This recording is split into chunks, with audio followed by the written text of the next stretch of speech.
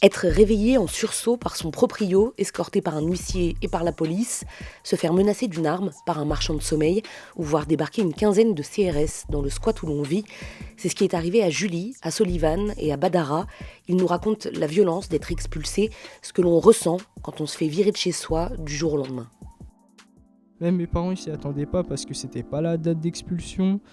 Et les policiers, ils nous ont direct un peu agressés à nous dire de prendre des affaires, faut vite qu'on parte. Même les huissiers, ils étaient en train de dire allez, prenez vite, on doit tout sortir. Et du coup, on a entendu plusieurs booms sur la porte de l'habitation.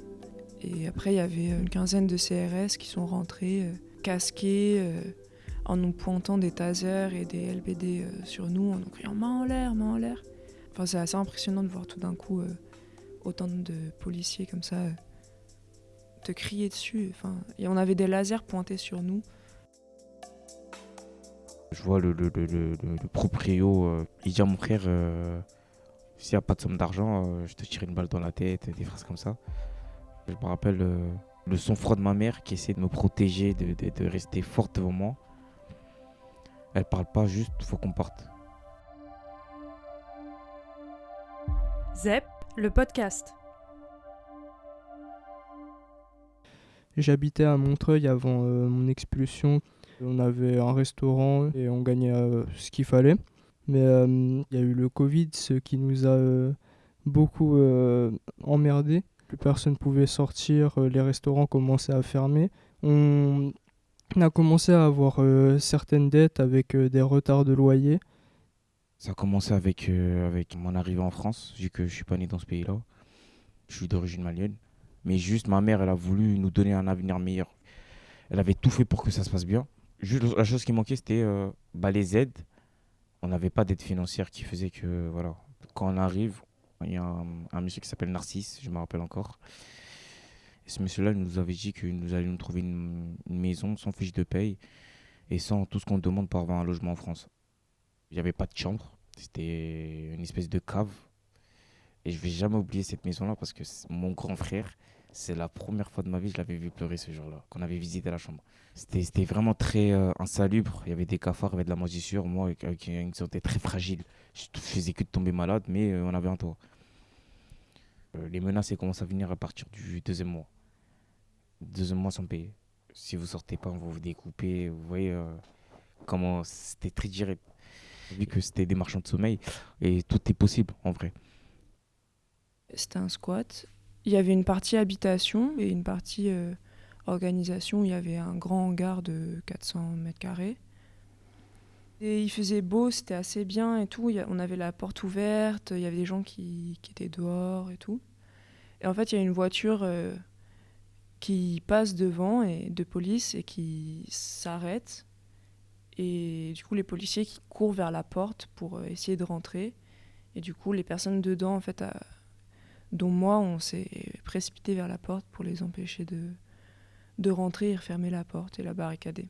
Tu ouvres la porte à un moment et juste, y a le risque d'expulsion, quoi.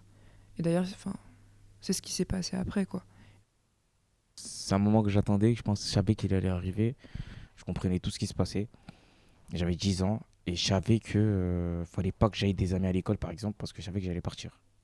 Et ma mère me faisait comprendre que il y avait cette trêve hivernale qui allait nous sauver, entre guillemets.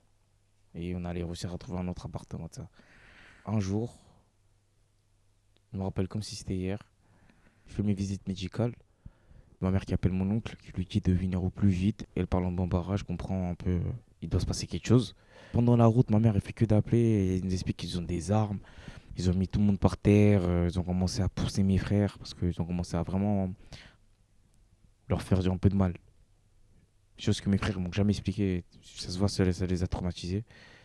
Le propriétaire, il s'en foutait complètement, il nous a même pas posé des questions comme si ça allait, il voulait juste qu'on parte, qu'on dégage. Il était à peine 10 heures à ce moment-là avec mon frère, on venait à peine de se réveiller. C'était assez violent le réveil, ils nous ont un peu secoués, on nous a demandé de prendre des affaires directement et de partir, sauf que du coup nous on comprenait pas. Mon frère était plus en colère que triste et mes parents ont réussi à le raisonner, on a dû partir très très vite. Et dès qu'on est sorti, il y avait déjà le proprio du lieu avec une équipe de maçons qui murait la porte. Du coup, c'était hyper vite, quoi. Enfin, moi, je sais qu'à ce moment-là, j'étais totalement perdue. C'était le seul lieu de sociabilité encore ouvert.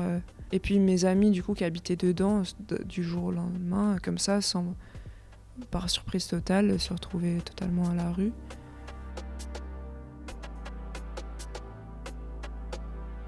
J'avais l'impression que ma vie était terminée, que j'avais tout perdu. J'ai dû arriver vers mes 5 ans dans cet appartement. Et après, j'ai vécu jusqu'à 16 ans. Chez nous, les souvenirs, c'est très important. Il y avait tout dans cette maison. Et on a tout laissé là-bas. Ça veut dire qu'on n'a pris que nos affaires, nos habits. Et ils s'en foutaient de tout ça, mais c'est des choses que ma mère... En fait, on n'a plus de photos d'avant, tout ce qu'on avait avant, on n'a plus ça d'avant. Et voilà. Je me rappelle qu'on a tout laissé. C'est comme si on avait laissé une partie de vie là-bas. En fait, on occupe une maison qui a une société multipropriétaire. On s'est un peu dit à 3 qu'on voulait ouvrir un squat pour habiter. Et après, on a demandé aux gens autour de nous qui étaient intéressés. Et assez vite, on a été plus, quoi. Notre squat actuel, en fait, du coup, il est en procédure d'expulsion. C'est juste une histoire de temps. On pense très fortement avoir la trêve hivernale qui finit du coup en avril. Du coup, au minimum, on aura duré plus d'1 an. En fait, j'étais partie de chez mes parents 1 an avant. Et j'étais juste logée avant par une amie, mais un peu pas vraiment pour le long terme. Donc là, quand on se fait expulser, je pense que je vais squatter les canapés d'autres amis. J'aurai pas de maison, quoi. On a dû après vivre chez un ami de mes parents pendant 2-3 mois, je dirais, avant qu'on puisse retrouver un appartement. Tu te sens un peu humilié, tu as l'impression d'être sale, tu te sens pas bien. T'as juste envie de rentrer chez toi, même si du coup on peut plus rentrer chez nous. Enfin, on était gênés de vivre chez des gens, on voulait pas les déranger. Ils nous offraient à manger. C'était horrible à vivre. Ma mère dormait dans une voiture qu'un oncle nous avait prêtée. Tous les soirs, elle appelait 115 pour moi. Elle rechargeait son téléphone dans des taxiphones. Je continuais à aller à l'école. Et en même temps, j'avais une vie de clochard, entre guillemets. Et je me rappelle, je regardais mes potes et tout. En fait, j'avais une situation qui était pire de celle de mes potes. J'avais mon frère qui venait d'avoir 17 ans. Il avait trouvé un travail au noir dans une boîte. Et une grande boîte. Ils l'ont pris, il travaillait au noir. Ils l'ont fait dormir dans le bar. Mon autre frère, il dormait dehors. Parce que lui, c'était quelqu'un de très fier. Et c'est quelqu'un qui voulait pas demander de l'aide. Ça veut dire qu'il se cachait, il dormait dehors pendant beaucoup d'années. Grâce à des contacts, des amis de ma mère qui avaient un immeuble dans Romainville, du coup, qui lui appartenait, il a pu nous loger dedans avec un loyer qui nous convenait très bien. Ça nous a permis d'avoir quand même de l'argent de côté, de payer un peu les dettes et d'avoir quand même de quoi nous nourrir, de pouvoir s'acheter des vêtements, payer l'eau, payer l'électricité. On avait ce qu'il fallait à ce moment-là. C'était retour à la vie normale. J'avais moins honte. On a encore quelques dettes à payer, mais c'est pas autant qu'avant et ça va beaucoup mieux maintenant. Les expulsions, c'est toujours c'est dégueu. C'est vraiment quelque chose qui arrive tous les jours. Soit c'est des amis, soit c'est nous. Soit on a la peur que ça va arriver. Souvent, elles sont très violentes et les gens sont juste à la rue, quoi, après. En fait, c'était injuste. Même si c'était des logements privés au noir. C'était quelque chose de très violent et c'est un choc qui marquera toujours. Tous les moments difficiles, on les a vécus ensemble, on les a surmontés ensemble, on s'entend mieux, ça nous a aidés quand même, ce moment-là de notre vie.